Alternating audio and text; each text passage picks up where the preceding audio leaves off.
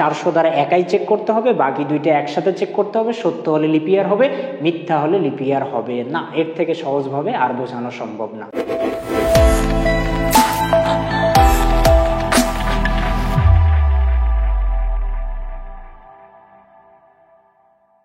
কিছু কিছু বছরে ফেব্রুয়ারি মাস আমরা দেখি যে 29 তারিখে পরিপূর্ণ হয়, তো সেক্ষেত্রে আমরা সেই সালটাকে বলি হচ্ছে লিপ ইয়ার বা অধিবর্ষ।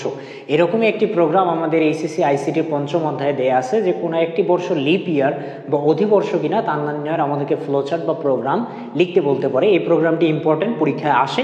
তো আমরা আজকের ক্লাসে দেখব যে কিভাবে এই প্রোগ্রামটাকে বা এই লজিকটাকে আমরা সহজে ইমপ্লিমেন্ট করতে পারি। এটা তোমাদের বুঝতে অনেকের অসুবিধা হয়, তো বোঝার প্রয়োজন নাই, তোমরা জাস্ট এই ক্লাসটা দেখলে তোমাদের আসলে এটা মুখস্থ হয়ে যাবে। তুমি যে কোনো সময় যে কেউ জিজ্ঞেস করলেই এটা তুমি মুখে মুখে বলে দিতে পারবা যে হ্যাঁ এভাবে এভাবে আমরা প্রোগ্রামিংয়ের মাধ্যমে বা ফ্লো চার্টের সাহায্যে একটা সাল লিপ ইয়ার হবে কিনা এটা আমরা নির্ণয় করতে পারবো। তোমাকে সবসময় মনে রাখতে হবে এই যে 400 দ্বারা যে কন্ডিশনটা, এই কন্ডিশনটাকে আমরা প্রথমে আলাদাভাবে চিন্তা করব যে কোনো একটা সাল আমরা দেখব যে সেটা প্রথমে 400 দ্বারা ভাগ দিয়ে ভাগশেষ শূন্য আসতেছে কিনা।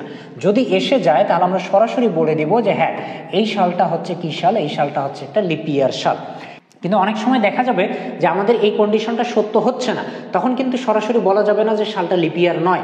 তখন আমাদের এই যে বাকি যে দুইটা কন্ডিশন আছে, এই দুইটা কন্ডিশন আমাদেরকে একই সাথে বিবেচনা করতে হবে। অর্থাৎ কোনো একটা সালের ক্ষেত্রে যদি 4 দ্বারা ভাগ দিয়ে ভাগশেষ শূন্য হয় এবং একই সাথে ওই সালটাকে 100 দ্বারা ভাগ দিয়ে যদি ভাগশেষ শূন্যের সমান না হয়, তাহলে আমরা সালটাকে কি বলতে পারি? সেক্ষেত্রেও আমরা সালটাকে লিপ ইয়ার বলতে পারি। তাহলে আমাদের এখানে দুইটা কথা দাঁড়াইলো। প্রথম কথা হচ্ছে যে আমরা 400 দ্বারা চেক করে দেখবো যে শূন্যের সমান হয় কিনা, যদি হয় তাহলে লিপ ইয়ার, যদি এটা না হয় তখন আমাকে দেখতে হবে বাকি যে দুইটা কন্ডিশন আছে, বাকি দুইটা কি একটা 4 দ্বারা আর 100 দ্বারা। 4 দ্বারা শূন্যের সমান হবে কিন্তু 100 দ্বারা শূন্যের সমান হবে না।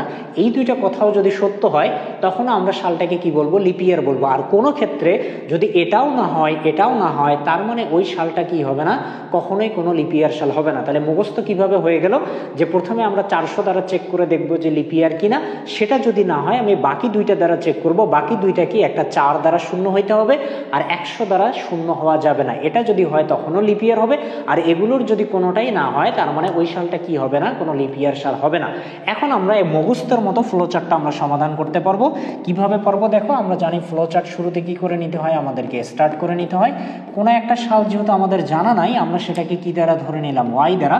আমরা কি বলছি, আমরা প্রথমে চেক করব হচ্ছে কোনটা দ্বারা? আমরা প্রথমে চেক করব হচ্ছে 400 দ্বারা। তাহলে আমরা একটা কন্ডিশন বক্স নিব যেখানে আমরা প্রথমে চেক করব যে ওই ওয়াই এর সালটা 400 দ্বারা ভাগ দিয়ে শূন্যের সমান হচ্ছে কিনা। যদি হয়ে যায় তাহলে তো কথাই নাই, আমরা সরাসরি বলে দিতে পারি যে এই সালটা কি হবে, এই সালটা একটা লিপ ইয়ার সাল হবে। আবার এটা কিন্তু নাও হইতে পারে, তো না হলে কিন্তু আমাদের বলা যাবে না যে লিপ ইয়ার নয়। না হলে আমাদের এই কন্ডিশনটাকে দেখতে হবে যে এটা সত্য কিনা। এখানে কিন্তু আমাদেরকে এই দুইটা কন্ডিশনের দুটাকে একই সাথে সত্য হইতে হবে।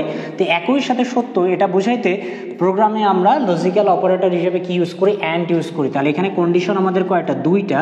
একটা কন্ডিশন আমরা কি বলতেছি, কত দ্বারা জিরো হইতে হবে? 4 দ্বারা। আর একটা কন্ডিশন আমরা বলতেছি কি দ্বারা জিরো হওয়া যাবে না, আর একটা কন্ডিশন আমরা বলতেছি 100 দ্বারা জিরো হওয়া যাবে না। যেহেতু দুইটাই একই সাথে সত্য দেখাইতে হবে, তাহলে এই দুইটার মাঝে আমাদেরকে লজিক্যাল অপারেটর কি ইউজ করতে হবে? অ্যান্ড। যেহেতু এটা একটা কন্ডিশন বক্স, এই জন্য আমাদেরকে কন্ডিশনের মধ্যে নিতে হবে। এটাও যদি সত্য হয় তখন আমরা বলবো যে হ্যাঁ সালটা কি, এখনো সালটা কি হবে? লিপ ইয়ারই হবে। কিন্তু কোনো কারণে যদি এটাও না হয় তাহলে আমরা বলতে পারি যে এই সালটা কি নয়, এই সালটা কোনো লিপ ইয়ার সাল নয়। এভাবে আমরা সহজে আইডেন্টিফাই করতে পারবো যে কোনো একটা সাল আদৌ লিপ ইয়ার হবে কিনা। তাহলে পুরো বিষয়টা কি হলো, এখানে তিনটা কন্ডিশন, 400 দ্বারা, 4 দ্বারা, 100 দ্বারা। আমরা প্রথমে 400 দ্বারা চেক করে দেখবো যে সত্য কিনা। সত্য হলে লিপ ইয়ার, না হলে আমরা 4 দ্বারা এবং 100 দ্বারা এই দুইটাকে একই সাথে সত্য দেখায়ও দেখবো যে সত্য হয় কিনা।